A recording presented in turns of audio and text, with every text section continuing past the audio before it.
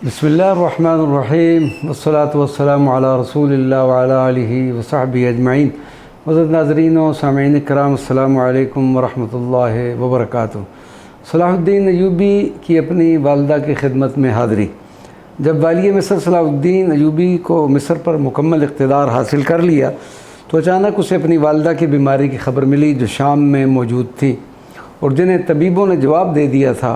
और अक्सर रोती थी और ये कहती थी कि मालिक, बस मुझे इतनी मोहलत दे दे कि मैं अपने बेटे यूसुफ़ को देख लूँ और फिर तेरी बारगाह में हाज़िर हो जाऊँ। सलाहुद्दीन अय्यूबी अपने छोटे भाई मलक आदिल के हमरा शाम रवाना हुआ और जब वालिदा मोहतरमा की खिदमत में हाज़िर हुआ, उन्हें देखकर उसकी आंखों में आंसू आ गए। अब उनमें इतनी ताकत भी नहीं थी कि उठकर बैठ सकती। सलाहुद्दीन अय्यूबी ने झुककर माँ की पेशानी को बोसा दिया। माँ ने उसे ढेरों दुआओं से नवाजा। सलाहुद्दीन अय्यूबी अपनी वालिदा की परेशानी के आलम में अपने उस्ताद गिरामी हज़रत क़ादी इब्न रसून की खिदमत में हाज़िर हुए, जो उस वक्त नाबीना हो चुके थे। इस पर सलाहुद्दीन ने अपने उस्ताद के सामने अपने हमदर्दाना जज्बात का इज़हार किया, जिस पर उन्होंने फरमाया, मेरे महबूब बेटे, नूर तो बस उस ज़ात वाहिद का है जो अब तक जारी रहेगा, बाकी हर शय को एक दिन बेनूर हो जाना है। मैं दुनिया का एक इंतहाई खुश नसीब इंसान हूँ कि मेरी आँखों की रोशनी तुम्हें मिल गई है। सलाहुद्दीन अय्यूबी ने नहायत आजिज़ाना लहजे में दरख्वास्त की कि अब हज़रत, अगर आप मेरे हमरा मिस्र तशरीफ़ ले चलें तो ये मेरे लिए बड़ी सआदत होगी। इस तरह मैं कुछ आपकी खिदमत भी कर सकूँगा और दुआएँ भी मिलती रहेंगी। उस्ताद गिरामी ने जवाब दिया, दुआओं के लिए कुर्बत की ज़रूरत नहीं होती। मेरे नज़दीक शाम और मिस्र में इतना ही फ़ासला है कि जितना कि इस वक्त मेरे और तुम्हारे दरमियान है। फिर सलाहुद्दीन अय्यूबी ने अपनी वालिदा मोहतरमा की बीमारी का ज़िक्र करते हुए उनकी सेहत के लिए दुआ की दरख्वास्त की।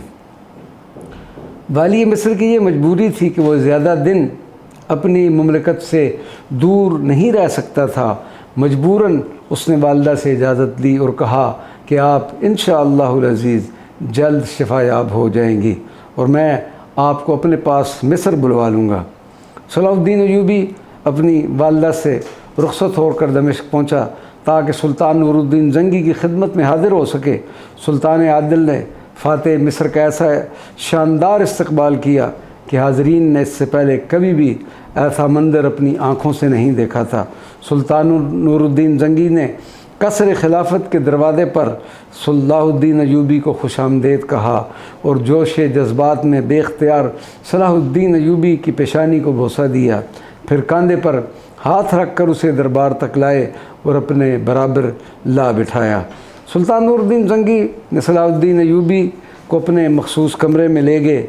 ये वही कमरा था जिसमें सुल्तान आदिल ने एक इंतहाई खूबसूरत मिंबर रखा था, जिसकी तैयारी पर हज़ारों दीनार खर्च किए गए थे और हल्ब और दमिश्क के माहिर कारीगरों को हदायत की थी कि वह अपना सारा हुनर इस मिंबर के नक्श व नगार बनाने पर ख़त्म कर दें।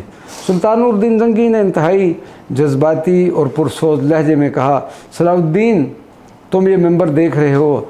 हक़ ताला ने मुझ आजिज़ बंदे को अपने दर रहमत से सब कुछ अता किया। बस एक आखिरी ख्वाहिश रह गई है कि मेरी आँखें उस वक्त बंद हों जब बैतुल मुक़द्दस फ़तह हो चुका हो और फिर मैं इस मिंबर पर खड़े होकर अहले ईमान से ख़िताब करूं, चाहे उसी खुतबे के दौरान मुझे मौत ही क्यों ना आ जाए। ये कहते कहते सुल्तान आदिल की आंखों में आंसू आ गए।